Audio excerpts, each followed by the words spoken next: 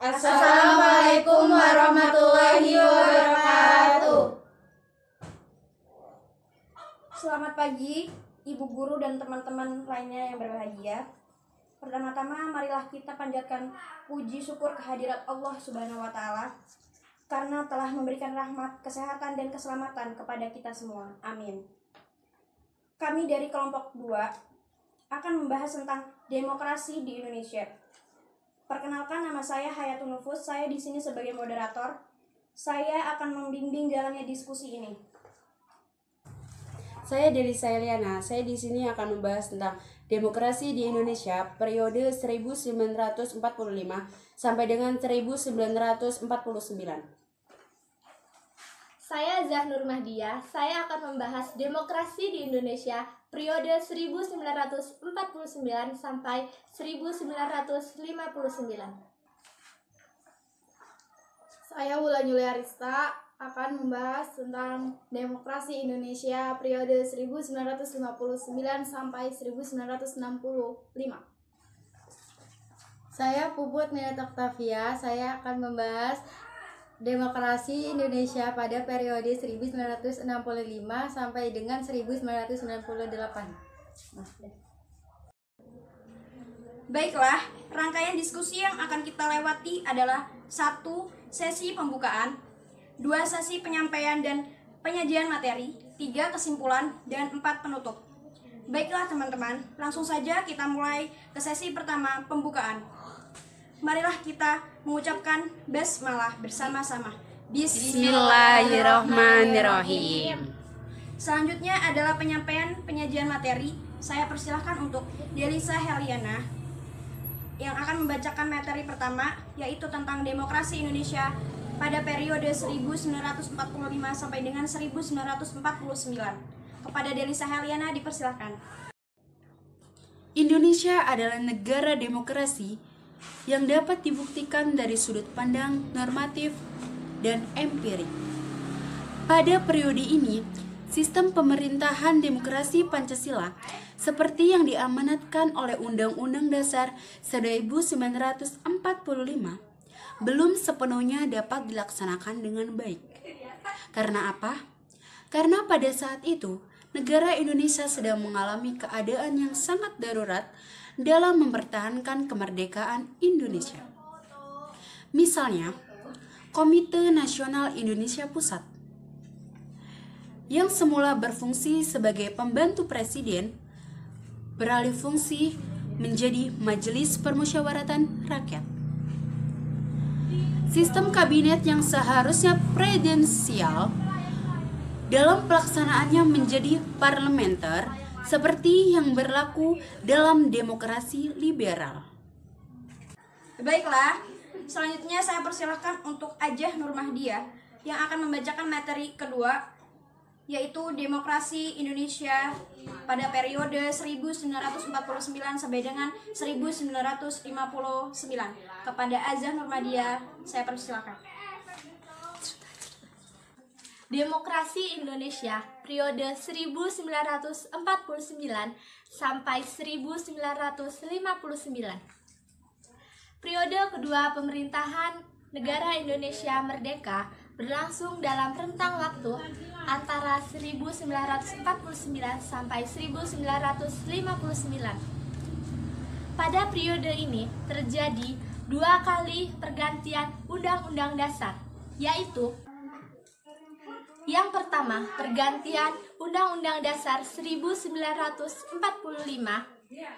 dengan Konstitusi RIS pada rentang waktu 27 Desember 1949 sampai 17 Agustus 1950. Dalam rentang waktu ini, bentuk negara Indonesia berubah dari kesatuan menjadi serikat.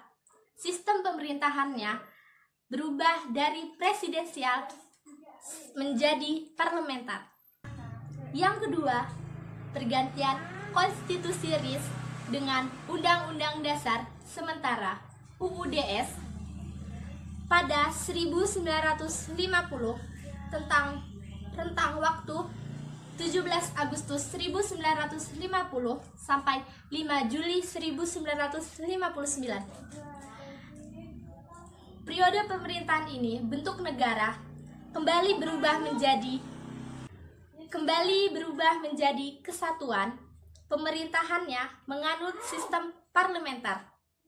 Selanjutnya saya persilakan untuk Wulan Yuliarista membacakan materi ketiga, yaitu Demokrasi Indonesia pada periode 1959 sampai dengan 1965. Kepada Wulan Yuliarista, saya persilakan.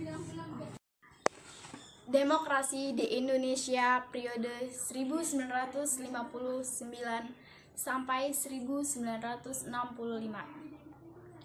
Pada periode ini terciptalah demokrasi terpimpin. Apa itu demokrasi terpimpin? Demokrasi terpimpin adalah sebuah demokrasi yang seluruh keputusan serta pemikiran berpusat pada pemimpin negara. Kala itu Presiden Soekarno. Presiden Soekarno percaya bahwa demokrasi liberal ala Barat tidak sesuai untuk situasi Indonesia. Sebagai gantinya, ia mencari sebuah sistem berdasarkan sistem musyawarah dan mufakat yang terjadi di bawah arahan seorang pemimpin. Dengan pergantian undang-undang ini, sistem pemerintah berubah dari sistem parlementer ke sistem presidensial. Pada masa demokrasi liberal, dengan sistem parlementer, presiden hanyalah simbol negara dan perdana menteri yang dipilih oleh DPR menjadi pemegang kepala pemerintah. Namun, karena tidak ada partai yang dominan dan karena adanya pertentangan antar partai di parlemen, kabinet tidak bisa bertahan lama dan terjadi pergantian kabinet dengan sangat sering. Oleh karena itu, untuk mengeluarkan bangsa dari persoalan politik tersebut, Presiden Soekarno mengeluarkan dekret pada 5 Juli 1959. Baiklah, selanjutnya saya persilakan untuk Puput Minati Octavia yang akan membacakan materi keempat, yaitu Demokrasi Indonesia pada periode 1965 sampai dengan 1998. Kepada Puput Minati Octavia, saya persilakan. Demokrasi Indonesia periode 1965 sampai dengan 1998. Era baru dalam pemerintahan dimulai setelah melalui masa transisi yang singkat, yaitu antara 1966 sampai dengan 1998. Ketika Jenderal Soeharto dipilih menjadi Presiden Republik Indonesia. Era pemerintahan pada masa Soeharto dikenal sebagai Orde Baru dengan konsep Demokrasi Indonesia. Visi utama pemerintahan Orde Baru ini adalah untuk melaksanakan Pancasila dan Undang-Undang 1945 secara murni dan konsekuen dalam setiap aspek kehidupan masyarakat Indonesia. Perubahan politik dari yang bersifat otoritas pada masa demokrasi terpimpin di bawah Presiden Soekarno menjadi lebih demokrasi pada Orde Baru. Tetapi harapan rakyat tersebut tidak sepenuhnya terwujud karena sebenarnya tidak ada perubahan substantif dari kehidupan politik Indonesia. Baiklah, selanjutnya adalah kesimpulan. Kesimpulannya adalah 1. Demokrasi pada 1945 sampai dengan 1949 adalah masa demokrasi revolusi kemerdekaan. Yang kedua, demokrasi pada 1949 sampai dengan 1959 adalah masa demokrasi parlementer. Yang ketiga, demokrasi pada periode 1959 sampai dengan 1965 adalah masa demokrasi terpimpin. Yang keempat, demokrasi pada periode 1965 sampai dengan 1998 adalah masa demokrasi Pancasila era Orde Baru. Demikian presentasi dari kelompok kami. Mari kita ucapkan hamdalah. Alhamdulillahirabbil alamin.